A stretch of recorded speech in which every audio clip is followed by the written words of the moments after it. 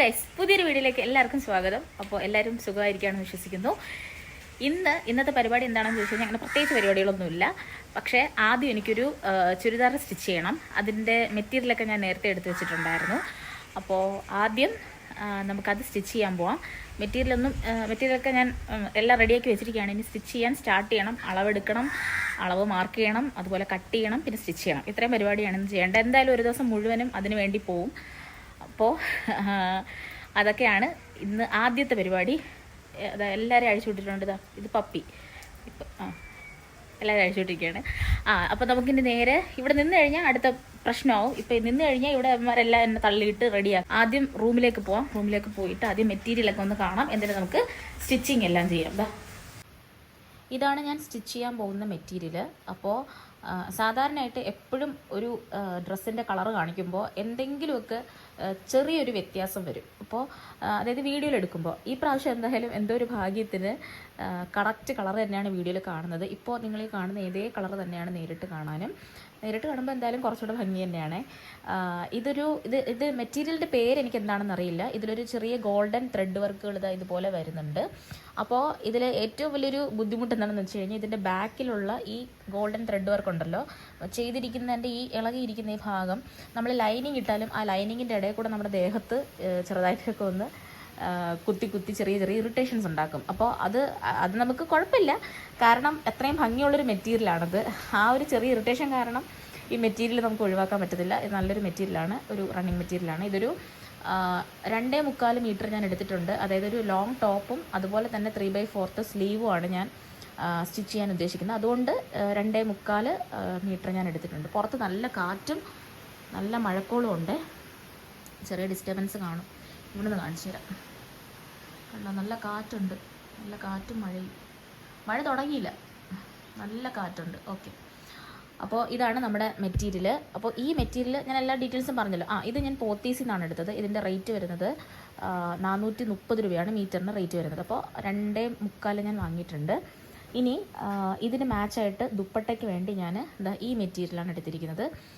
നമുക്കെല്ലാവർക്കും അറിയാമല്ലേ, ഈ ഒരു പാറ്റേണാണ് ഇപ്പോൾ ഭയങ്കര ട്രെൻഡിങ് ആയി നിൽക്കുന്നത് ഷോളിലൊക്കെ. അപ്പോൾ ഞാനും ആ ഒരു പാറ്റേൺ നോക്കി, ഇത് ഫസ്റ്റ് ടൈമാണ് ഞാൻ ഇങ്ങനത്തെ മെറ്റീരിയൽ അല്ലെങ്കിൽ ഇത്രയും ഈ ഒരു ഡിസൈൻ ഞാൻ യൂസ് ചെയ്യുന്നത്. അപ്പോൾ ആ ട്രെൻഡ് നോക്കിയിട്ടാണ് ഞാൻ ഈ ഷോളിൻ്റെ മെറ്റീരിയൽ എടുത്തത്. എന്തോ ഭാഗ്യത്തിന് ഞാൻ എടുത്ത മെറ്റീരിയലിന് മാച്ചായിട്ട് തന്നെ എനിക്ക് ഷോളിൻ്റെ മെറ്റീരിയലും കിട്ടി. ഷോൾ ഞാൻ 2.5 മീറ്ററാണ് എടുത്തിരിക്കുന്നത്. 2.5 മീറ്ററിന് ഇതിൻ്റെ റേറ്റ് 300 സംതിങ് ആണേ, 320 എന്തായാലും 350 മീറ്ററിന് 320 എന്ന് വെച്ചോ, അത്രേ വരത്തുള്ളൂ, അതിൽ കൂടുതലൊന്നും വരത്തില്ല. മീറ്ററിന് 320 വെച്ചിട്ട് ഇത് 2.5 മീറ്ററാണ് വാങ്ങിയിരിക്കുന്നത്. അപ്പോൾ ടോപ്പിൻ്റെതായി ഇനി ഷോളിൻ്റെതായി ഇത് രണ്ടും പോത്തീസിൽ തന്നെയാണ് എടുത്തത്. പിന്നെ ഇത് ആണ് അതിൻ്റെ പാൻറ് എന്ന് പറയുന്നത്. അതാണ് പാൻറ്. ഇനി അതുപോലെ ചുരിദാറിൻ്റെ ബാക്കിൽ വെക്കുന്ന കെട്ട്, ഇതിൻ്റെ റേറ്റ് വന്നിട്ട് 30 രൂപയാണ്. ഇതും പോത്തീസിൽ തന്നെ കിട്ടി. പിന്നെ മാച്ചിന് നൂലിൻ്റെ പ്രത്യേകത എന്ന് പറഞ്ഞാൽ ഒരെണ്ണം കണ്ടോ, ഈ കളറും ഒരെണ്ണം ഈ കളറുമാണ്. കറക്റ്റ് മാച്ചായിട്ടൊക്കെ തോന്നും, പക്ഷേ എന്നാലും നമ്മളിങ്ങനെ വെച്ച് നോക്കുമ്പോൾ രണ്ടും വ്യത്യസ്തമായിട്ടുള്ള കളറായിട്ട് തോന്നും. ഇത് വെച്ച് നോക്കുകയാണെങ്കിൽ ഇതാണ് കറക്റ്റ് മാച്ചെന്ന് തോന്നും. ഇത് വെച്ച് നോക്കുകയാണെന്നുണ്ടെങ്കിൽ ഇതാണ് കറക്റ്റ് മാച്ചെന്ന് തോന്നും. എന്നാലും കുഴപ്പമില്ല, 2 നൂലും കൂടെ മാറി നമുക്ക് സ്റ്റിച്ച് ചെയ്യാം. ഇനി ലൈനിങ് മെറ്റീരിയലാണ്. ലൈനിങ് മെറ്റീരിയലിൻ്റെ റേറ്റാണ് നമ്മൾ അതിശയിപ്പിക്കുന്നത്. കാരണം സാധാരണ കടകളിലൊക്കെ എനിക്ക് തോന്നുന്നൊരു 40-50 രൂപയ്ക്കൊക്കെ കിട്ടും. പക്ഷേ ലൈനിങ് മെറ്റീരിയലിന് റേറ്റ് കൂടുതലാണ്. ഒരു 70 രൂപ അല്ല 80 രൂപ എന്തോ ആയിട്ടുണ്ട് മീറ്ററിന്. അതും ഞാൻ 2.25 എടുത്തു. ഈ ടോപ്പ് തയ്ക്കുന്നത് എത്രയാണോ അതിൻ്റെ അതേ അളവിൽ തന്നെയാണ് ഞാൻ എപ്പോഴും ലൈനിങ് എടുക്കുന്നത്. പിന്നെ ലൈനിങ് കട്ട് ചെയ്യുമ്പോൾ എന്തെങ്കിലും ബാക്കി വരികയാണെന്നുണ്ടെങ്കിൽ ഞാനത് എവിടെയെങ്കിലും സൂക്ഷിച്ച് വെക്കും. എപ്പോഴെങ്കിലും യൂസ് ചെയ്യാൻ പറ്റിയാലോ എന്ന് വിചാരിച്ചിട്ട്. ഏറ്റവും ലാസ്റ്റ് ഞാൻ കാണിക്കാൻ പോകുന്നത് ഇതിൻ്റെ ലേസാണ്. ഇതിൽ ഇത്രയും കാര്യങ്ങൾ ഞാൻ എടുത്ത് വെച്ചതിൽ ഏറ്റവും കൂടുതൽ എക്സ്പെൻസീവ് ആയിട്ട് എനിക്ക് തോന്നിയത് ഇതാണ് കേട്ടോ, ഈ ലേസിനാണ്. കാരണം എനിക്ക് കറക്റ്റ് എക്സാക്റ്റ് കളർ തന്നെ കിട്ടുകയും ചെയ്തു. പക്ഷേ ഈ ലേസിന് 9 മീറ്ററാണ് ഇതിൻ്റെ റേറ്റ് വരുന്നത്. 950 എന്തോ ആണ് അതിൻ്റെ റേറ്റ് വരുന്നത്. അപ്പോൾ നല്ല കത്തി റേറ്റാണ് ലേസിനൊക്കെ. നമ്മൾ വാങ്ങുന്ന മെറ്റീരിയലിന് വെച്ച് കമ്പയർ ചെയ്ത് നോക്കുമ്പോൾ നമ്മളിതിൽ അറ്റാച്ച് ചെയ്യുന്ന ലേസിനും സ്റ്റോൺ വർക്കിനൊക്കെയാണ് റേറ്റ് കൂടുതൽ. അപ്പോൾ ആ ചെയ്യുന്ന പണിക്കും മാത്രമല്ല ഇതുപോലത്തെ ലേസ് വർക്കും സ്റ്റോണിനൊക്കെയാണ് കൂടുതൽ ചാർജ് വരുന്നതെന്നാണ് ഞാൻ മനസ്സിലാക്കിയിട്ടുള്ളത്. അപ്പോൾ ഇത്രയാണ് സ്റ്റിച്ച് ചെയ്യാനായിട്ട് ഞാൻ വാങ്ങിയ സാധനങ്ങൾ. അപ്പോൾ ഇന്നിപ്പോൾ ചെയ്യാൻ പോകുന്ന കാര്യങ്ങളെന്ന് വെച്ച് കഴിഞ്ഞാൽ എനിക്ക് ലൈനിങ് കട്ട് ചെയ്യണം, ലൈനിങ് ഷേപ്പിൽ കട്ട് ചെയ്യണം. പിന്നെ ഷോളിൽ ലേസ് അറ്റാച്ച് ചെയ്യണം, പിന്നെ അതുപോലെ തന്നെ മെയിൻ മെറ്റീരിയലും അളവനുസരിച്ച് കട്ട് ചെയ്ത് വെക്കണം. ഇത്രയാണ് ഞാൻ ഇന്ന് ചെയ്യാൻ പോകുന്നത്. എല്ലാം കൂടെ ഞാൻ ഓവറായിട്ട് ചെയ്യത്തില്ല, കാരണം വീട്ടിൽ വേറെ ജോലികളൊന്നും നടക്കത്തില്ല, എൻ്റെ കാര്യങ്ങൾ നടക്കത്തില്ല. അതുകൊണ്ട് കുറച്ചായിട്ടേ ഞാൻ ചെയ്യുള്ളൂ. ഇപ്പം സ്റ്റിച്ച് ചെയ്യാനല്ല, ആദ്യം കട്ട് ചെയ്യാം. ആദ്യം കട്ട് ചെയ്യണോ? വേണ്ട, ഇല്ല, അതൊരു ബോറടിച്ച പരിപാടിയാണ്. ആദ്യം നമുക്ക് ഷോളിൽ ലേസ് അറ്റാച്ച് ചെയ്യാം, അത് ചെയ്യാം. അങ്ങനെ ഷോളിൻ്റെ വർക്ക് കഴിഞ്ഞിട്ടുണ്ട്. ഇത് നോക്കിയാൽ നല്ല ഭംഗിയുണ്ട് കാണാനായിട്ട്. ആദ്യം ഞാൻ വിചാരിച്ചത് ഇത്രയും വീതിയുള്ളൊരു പട്ട് ഈ ഒരു ഷോളിലേക്ക് വെക്കുമ്പോൾ ഓവറായി പോകും എന്നാണ് വിചാരിച്ചത്. പക്ഷേ നല്ല ഭംഗിയായിട്ടാണ് എനിക്ക് തോന്നിയത്. നമുക്ക് ഇത്രയും വീതിയുള്ള ലേസ് വെക്കുന്നതിനേക്കാളും വളരെ ലൈറ്റായിട്ടുള്ള, വളരെ ചെറിയൊരു തിന്ന ഇത്രയും പോർഷൻ, ഇത്രയും വീതിയുള്ള ലേസ് വരെ കിട്ടും. അത് വെക്കാം എന്നാണ് ആദ്യം കരുതിയത്. പക്ഷേ കടയിൽ ചെന്ന് ലേസൊക്കെ നോക്കിയപ്പോൾ കറക്റ്റ് കളർ മാച്ചായിട്ട് തന്നെ കിട്ടിയപ്പോൾ ഇത് തന്നെ മതിയെന്ന് ഞാൻ തീരുമാനിച്ചു.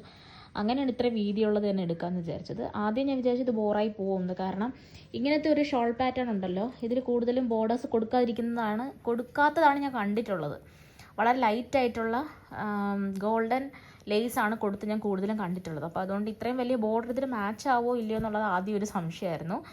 പക്ഷേ അറ്റാച്ച് ചെയ്ത് വന്നപ്പോൾ നല്ല ഭംഗിയായിട്ടാണ് എനിക്ക് തോന്നിയത്, വളരെ എലഗൻ്റ് ആയിട്ടാണ് എനിക്ക് തോന്നിയത്. അതുപോലെ എന്താണ്, ഈ ലേസ് വളരെ റേറ്റ് കൂടിയതാണെന്ന് ഞാൻ ആദ്യമേ പറഞ്ഞിട്ടുണ്ടായിരുന്നു. പക്ഷേ നമ്മളത്രയും പൈസ കൊടുത്ത് ചെയ്യുമ്പോൾ അതിൻ്റെ ആ ഒരു ഭംഗി നമുക്ക് കിട്ടും എന്നുള്ളതാണ്. ഇത് കണ്ടോ, ഇത് അറ്റാച്ച് ചെയ്ത് കഴിഞ്ഞപ്പോൾ അതിനൊരു പ്രത്യേക ഭംഗിയുണ്ട്. അത് ഇത് നമ്മൾ ഇട്ട് കാണുമ്പോഴാണ് കുറച്ചുകൂടെ ഈ ഒരു ഡ്രസ്സിൻ്റെ ഭംഗി. ഇതെന്നല്ല, ഏത് ഡ്രസ്സിൻ്റെ ആയാലും നമ്മൾ നേരിട്ട് കാണുമ്പോൾ ഉള്ള ഭംഗിയായിരിക്കില്ല നമ്മൾ ഇടുമ്പോൾ ഉള്ളത്. അപ്പോൾ കണ്ടോ, ലേസ് അറ്റാച്ച് ചെയ്ത് കഴിഞ്ഞപ്പോൾ എനിക്കിത് വളരെ ഭംഗിയായിട്ടാണ് തോന്നിയത്. നല്ല നല്ല രസമുള്ള ഒരു ലേസാണ്, നല്ല അടിപൊളിയായിട്ടാണ് എനിക്ക് തോന്നിയത്. അപ്പോൾ ഷോളിൻ്റെ വർക്ക് കഴിഞ്ഞിട്ടുണ്ട്. ഇനി എനിക്ക് ചെയ്യാനുള്ളത്, അപ്പോൾ അത് കഴിഞ്ഞിട്ട് ലേസിൽ ബാക്കി വന്നത് ഇത്രയാണ് കേട്ടോ. അപ്പോൾ ഇത് ഞാൻ ടോപ്പിൻ്റെ എൻഡിലും കൊടുക്കും, അതുപോലെ സ്ലീവിൻ്റെ എൻഡിലും കൊടുക്കും. അതിന് മാത്രമേ ഇത് തികയത്തുള്ളൂ. അപ്പോൾ കറക്റ്റ് 9 മീറ്ററാണ് നമുക്ക് ലേസിന് എപ്പോഴും വേണ്ടത്. സൽവാർ തയ്ക്കുമ്പോൾ കേട്ടോ, അല്ലാതെ അല്ല. സൽവാറിൻ്റെ ടോപ്പിൽ വെക്കാനും സ്ലീവിൽ വെക്കാനും അതോടൊപ്പം ഷോളിൽ വെക്കാനും ഷോളിൻ്റെ ബോർഡറും കൂടെ ആയിട്ട് കൊടുക്കാനും നമുക്ക് എപ്പോഴും 9 മീറ്ററാണ് വേണ്ടത്. ഇനി നമുക്ക് ഈ മെറ്റീരിയൽ ഉണ്ടല്ലോ, ഈ മെറ്റീരിയലിൽ കട്ട് ചെയ്യാനുണ്ട്. ഇത് ലൈനിങ് ആണ്, ലൈനിങ്ങിൽ വരയ്ക്കാനുണ്ട്, അവിടെ മാർക്കിംഗ് ചെയ്യാനുണ്ട്, അതുപോലെ അതിൽ കട്ട് ചെയ്തെടുക്കാനുണ്ട്. അതുപോലെ തന്നെ ഈ മെയിൻ മെറ്റീരിയലും അതിനനുസരിച്ച് കട്ട് ചെയ്തെടുക്കണം. അതിനുശേഷം ബാക്കി സ്റ്റിച്ചിങ് ഒക്കെ ചെയ്യണം. എല്ലാം കൂടി ഇത് ഞാൻ ചെയ്യത്തില്ല.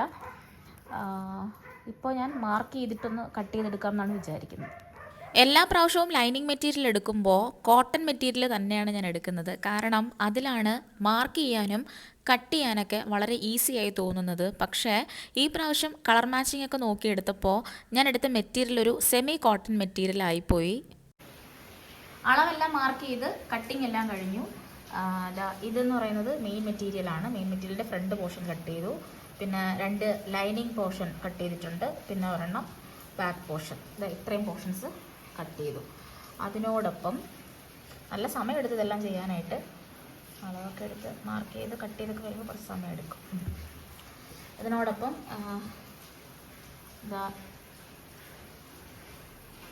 അതിൻ്റെ കൂടെ സ്ലീവും കൂടെ കംപ്ലീറ്റ് ചെയ്തിട്ടുണ്ട്. ഇത് സ്ലീവിൽ ഞാൻ ലെന്ത് നോക്കിയപ്പോൾ ഒരു മിസ്റ്റേക്ക് ഉണ്ടായി കേട്ടോ. അപ്പോൾ അതുകൊണ്ട് കുറച്ച് എക്സ്ട്രാ തുണി വെച്ചിട്ടാണ് ഞാൻ ചെയ്തത്. ലെന്ത് കുറഞ്ഞുപോയി കട്ട് ചെയ്തപ്പോൾ. അപ്പോൾ 2 സ്ലീവും കറക്റ്റ് ആക്കിയിട്ടുണ്ട്, കട്ട് ചെയ്ത് വെച്ചിട്ടുണ്ട്. അപ്പോൾ ഇന്ന് കട്ടിങ് മാത്രമേ ഇന്ന് ചെയ്യുന്നുള്ളൂ. ഇനി നാളെ സ്റ്റിച്ചിങ് ചെയ്യുള്ളൂ. എല്ലാം കൂടെ ആകുമ്പോൾ ഓവർലോഡ് ആയിപ്പോവും.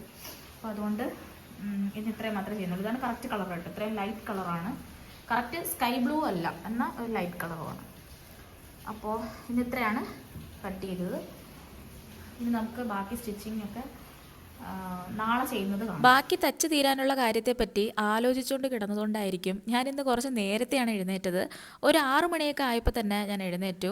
അനൂപ് എഴുന്നേക്കാൻ എന്തായാലും കുറച്ച് ലേറ്റ് ആവും. ആ ഒരു സമയം കൊണ്ട് ഞാൻ കുറച്ച് ജോലികളൊന്ന് ചെയ്ത് തീർക്കാമെന്ന് വിചാരിച്ചു.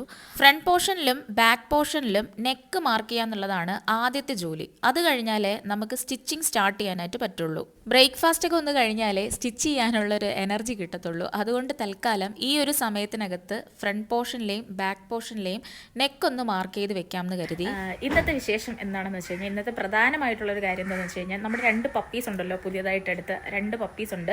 അപ്പോൾ അതിൽ ഒന്ന് പോമിയും ഒന്ന് ഏത് ബ്രീഡാണ് ഞങ്ങൾക്ക് അറിഞ്ഞുകൂടാ, ലാബാണെന്നാണ് വിശ്വസിക്കുന്നത്. അപ്പോൾ ഇവർക്ക് 2 പേർക്കും ഞങ്ങളിവിടെ കൊണ്ടുവന്നതിന് ശേഷം ചെറുതായിട്ട് മുടി തൊഴിഞ്ഞു പോകുന്നുണ്ടായിരുന്നു. അപ്പോൾ അത് ആദ്യം നമുക്ക് കാണുമ്പോൾ തന്നെ മനസ്സിലായി മുടി തൊഴിയുന്നു എന്നുള്ളത്. എന്താണ് അതിൻ്റെ കാരണം എന്ന് മനസ്സിലായില്ല. അപ്പോൾ ഇത് ഇത്രത്തോളം സ്പ്രെഡ് ആവുമെന്ന് അറിഞ്ഞുകൂടായിരുന്നു. അതുകൊണ്ട് ആദ്യമായിട്ട് ഇത് കണ്ടപ്പോൾ ഞങ്ങളത് അങ്ങനെ കാര്യമാക്കിയില്ല. പക്ഷേ പെട്ടെന്ന് ഒരുപാട് ഹെയർ ഇങ്ങനെ പൊയ്ക്കൊണ്ടേയിരിക്കുകയാണ്. അപ്പോൾ അത് ഭയങ്കര വൃത്തികേടായി കേട്ടോ. അതായത് ദൂരെ നിന്ന് കാണുമ്പോൾ തന്നെ അവരുടെ നെറ്റിയിലെ പോർഷനിൽ ഒരുപാട് ഹെയറൊക്കെ അങ്ങ് ഒരുപാട് പോയിട്ടുണ്ട്. അപ്പോൾ അത് ഞാൻ കാണിച്ചു തരാം, ആ ഹെയർ പോയതൊക്കെ. അപ്പോൾ ഇനി അത് വെച്ചുകൊണ്ടിരുന്നാൽ ശരിയാവില്ല എന്ന് വിചാരിച്ച് ഞങ്ങളിന്ന് രാവിലെ വെറ്റിനറിയിൽ പോയി. ഇവിടെ അടുത്തൊരു ഗവൺമെൻറ് വെറ്റിനറി ഹോസ്പിറ്റലുണ്ട്. അപ്പോൾ അവിടെ പോയി ഇത് എന്തോ മണ്ണ് അലർജിയോ അങ്ങനെ എന്തോ ആണ്. നമുക്ക് ഇവന്മാരെ നമ്മൾ പെട്ടെന്ന് നമ്മൾ എടുത്തതുകൊണ്ട് ഇവർക്ക് പെട്ടെന്ന് കൂടൊന്നും നമ്മൾ അറേഞ്ച് ചെയ്തിട്ടില്ല. ആകപ്പാടെ ഒരു ചെറിയ കൂടാണുള്ളത്, അതിലാണ് ഇവന്മാർ കിടക്കുന്നത്. അപ്പം ഞങ്ങൾ വിചാരിച്ചു എപ്പോഴും ഇങ്ങനെ കൂട്ടി തന്നെ കിടന്നാൽ അത് അവർക്ക് തന്നെ ഒരു ബുദ്ധിമുട്ടാവില്ല എന്ന് വിചാരിച്ചിട്ട് വലിയ പപ്പീസിന് ഇട്ടിരിക്കുന്ന ആ ഒരു കോമ്പൗണ്ടില്ലേ, ഈ ഒരു ഗ്രില്ല് കണ്ടോ, ഇതിനകത്ത് തന്നെ ചെറിയ പപ്പീസിനെ ഇടാൻ തുടങ്ങി.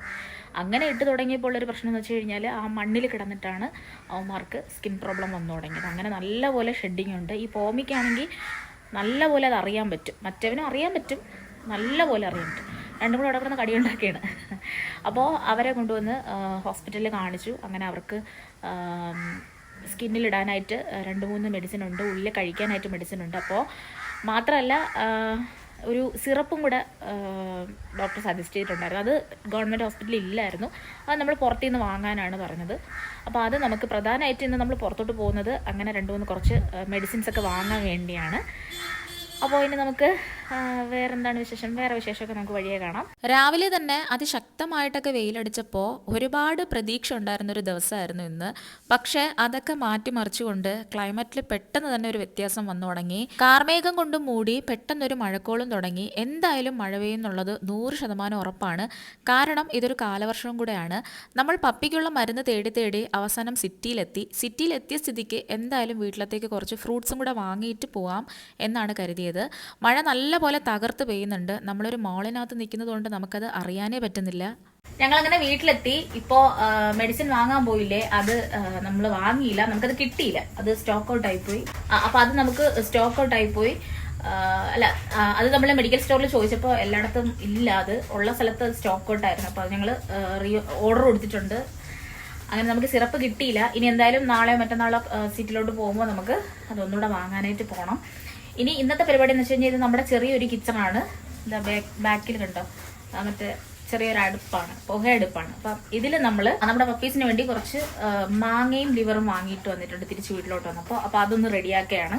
ഞങ്ങൾ ആദ്യമായിട്ടാണ് ഇത് വാങ്ങുന്നത്. ഇതുവരെയും നമ്മളിതൊന്നും വാങ്ങിച്ച് നമ്മൾ വീട്ടിൽ വെച്ചിട്ട് അങ്ങനെ കൊടുത്തിട്ടില്ല. എപ്പോഴും എന്തെങ്കിലും കറികളൊക്കെ വാങ്ങി ചോറിൻ്റെ കൂടെ മിക്സ് ചെയ്ത് അങ്ങനെയാണ് ഇതുവരെയും പപ്പീസിനൊക്കെ കൊടുത്തുകൊണ്ടിരുന്നത്. ഇതിപ്പോൾ ആദ്യത്തെ പ്രാവശ്യമാണ് ഞങ്ങളിത് ഇതിൻ്റെ മാങ്ങയും ലിവറൊക്കെ വാങ്ങി. കാരണം നമുക്കിപ്പോൾ 4 പപ്പീസാണുള്ളത്. അവന്മാർക്ക് 4 പേർക്കും കൂടെ ഒരു ചിക്കൻ കറി വാങ്ങിച്ചാൽ തികയത്തില്ലെന്ന് തോന്നുന്നു. അപ്പം അതുകൊണ്ട് ഞങ്ങൾ മാങ്ങയും ലിവറും വാങ്ങിക്കൊണ്ട് വന്നു. ഇത് ആദ്യമായിട്ടാണ് നമ്മൾ ഇന്ന് ഇവിടെ വെക്കാൻ പോകുന്നത്. അത് ഞാൻ ജസ്റ്റ് ഒന്ന് കാണിച്ചു തരാം. ക്ലീൻ ചെയ്തിട്ടുണ്ടോ?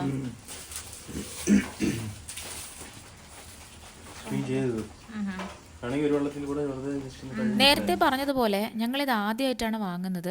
ഒരുപാട് വൃത്തിയൊന്നും കാണില്ല എന്നൊക്കെയാണ് ഞങ്ങൾ ആദ്യം പ്രതീക്ഷിച്ചത്. പക്ഷേ വളരെ വൃത്തിയായിട്ടുള്ള പീസസാണ് നമുക്ക് കിട്ടിയത്. ഇത് നമ്മുടെ കയ്യിൽ കിട്ടിയതിന് ശേഷം ഒരു 3-4 തവണ നല്ലപോലെ വെള്ളത്തിലൊന്ന് കഴുകിയാൽ മാത്രം മതിയായിരുന്നു. ഇതാണ് നമ്മൾ വാങ്ങിയത്, മാങ്ങയും ലിവറും. അത് വേറൊന്നും ചെയ്തില്ല, വെള്ളം ഒഴിച്ചു, കുറച്ച് മഞ്ഞൾപ്പൊടി ഇട്ട്, ഇത്രയും മാത്രമേ ചെയ്തുള്ളൂ. ഉപ്പൊന്നും വേണ്ടെന്നാണ്, ഉപ്പൊന്നും വേണ്ട. ഓക്കെ,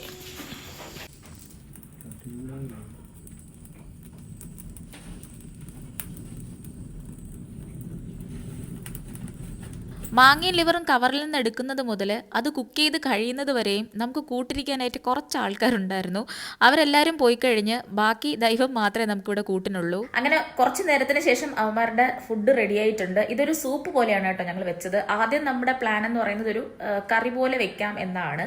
പക്ഷേ ഇതിൽ അങ്ങനെ അരപ്പോ അങ്ങനെ വേറെ മസാലകളോ അങ്ങനെ ഒന്നും ഇട്ടിട്ടില്ല. അപ്പോൾ ഇത് റെഡിയായി വന്നപ്പോൾ ഞങ്ങൾക്ക് ഒരു കാര്യം മനസ്സിലായി, നമ്മളിപ്പോൾ വെക്കുന്നത് സൂപ്പാണ് എന്നുള്ളത്. അപ്പോൾ ഇപ്പോൾ സൂപ്പാണ് വെച്ചിരിക്കുന്നത്. സൂപ്പാണെങ്കിലും ഒരുപാട് വെള്ളം നമ്മൾ കുറച്ച് വറ്റിച്ചാണ് വെച്ചിരിക്കുന്നത്. അപ്പോൾ നമുക്ക് ചോറിൻ്റെ കൂടെ ഒന്ന് മിക്സ് ചെയ്ത് അങ്ങനെയും കൊടുക്കാം. 4 പേരുള്ളത് കൊണ്ടേ സൂപ്പ് മാത്രമായിട്ട് നമുക്ക് കൊടുക്കാൻ പറ്റത്തില്ല, കാരണം എല്ലാവരും കൂടെ പെട്ടെന്ന് കഷ്ണങ്ങളൊക്കെ കഴിച്ച് തീർത്ത് കളയും. അപ്പോൾ അതുകൊണ്ട് ഇത് ചോറിൻ്റെ കൂടെ മിക്സ് ചെയ്തങ്ങ് കൊടുക്കുന്നതാണ് നല്ലത്. അങ്ങനെ കുറച്ച് നേരം എടുത്തു ഇതൊന്ന് റെഡിയായി വരാനായിട്ട്, കാരണം ഇത് ആലുവ അടുപ്പ് അതാണെന്നാണ് തോന്നുന്നത്. അപ്പം ഇതൊന്ന് കത്തി വരാനായിട്ട് കുറച്ച് സമയം എടുക്കും. അത് കത്തി കഴിഞ്ഞാൽ പിന്നെ ഭയങ്കര ചൂടും അതിലെ കനലൊക്കെ ഭയങ്കര ചൂടും അങ്ങനെയൊക്കെയാണ്. പിന്നെ നമുക്ക് ആ ചൂട് കൺട്രോൾ ചെയ്യാനും ബുദ്ധിമുട്ടാണ്. അപ്പോൾ എന്താണ് ആ ഒരു ചെറിയൊരു ബുദ്ധിമുട്ടുണ്ടായിരുന്നുള്ളൂ. പിന്നെ ചൂടായി തുടങ്ങിയപ്പോൾ പിന്നെ എല്ലാം ഫാസ്റ്റായി തന്നെ നടന്നു. അങ്ങനെ ഫുഡെല്ലാം റെഡി ആയിട്ടുണ്ട്. ഇനി അവന്മാർക്ക് ഫുഡ് കൊടുക്കണം. അത് കഴിഞ്ഞിട്ട് എനിക്ക് കുറച്ച് പോർഷനും കൂടെ തച്ച് തീർക്കാനുണ്ട്. അതിപ്പോൾ ഒരു 3/4 മണിക്കൂർ അല്ലെങ്കിൽ 1 മണിക്കൂറിനകത്ത് തച്ച് തീരാവുന്ന കാര്യങ്ങളേ ഉള്ളൂ. അപ്പോൾ അതെന്തായാലും ഇനിയിപ്പോൾ ഞാനത് കാണിച്ചു തരുന്നില്ല, കാരണം ഏകദേശം തയ്ക്കുന്നതിൻ്റെ കുറേ പോർഷൻ ഞാൻ കാണിച്ചിട്ടുണ്ട്. അപ്പോൾ അതുകൊണ്ട് ഇനി ബാക്കിയും കൂടെ കാണിക്കാനായിട്ട് അതിലൊന്നും ഇല്ല. ഇനി ഞാൻ സ്റ്റിച്ച് ചെയ്ത് കഴിഞ്ഞിട്ട് അടുത്ത വീഡിയോയിൽ ഞാൻ കാണിച്ചു തരാം. അപ്പോൾ ആ വീഡിയോയിൽ എന്താണ് ഇതിൻ്റെ സ്പെഷ്യാലിറ്റി, പുതിയ ഉടുപ്പ് തച്ചതിൻ്റെയും ഒക്കെ ഉള്ളൊരു സ്പെഷ്യൽ ഡേ എന്താണ് എന്നുള്ളതെല്ലാം അടുത്ത വീഡിയോയിൽ പറയാം. അപ്പോൾ ഇന്നത്തെ വീഡിയോ ഇത്രയേ ഉള്ളൂ. വീഡിയോ എല്ലാവർക്കും ഇഷ്ടപ്പെട്ടെങ്കിൽ തീർച്ചയായിട്ടും ഇന്നത്തെ വീഡിയോ പറ്റിയുള്ള കമൻറ്റ് നിങ്ങൾ ഷെയർ ചെയ്യണം. അതുപോലെ നമ്മുടെ വ്ളോഗ്സ് കാണാൻ താല്പര്യമുള്ളവർ തീർച്ചയായിട്ടും നമ്മുടെ ചാനൽ സബ്സ്ക്രൈബ് ചെയ്യുക, നമ്മുടെ വീഡിയോസ് ലൈക്ക് ചെയ്യുക, മാക്സിമം ഷെയർ ചെയ്ത് കൊടുക്കുക. അപ്പോൾ നമുക്ക് വീണ്ടും അടുത്ത വീഡിയോയിലൂടെ കാണാം.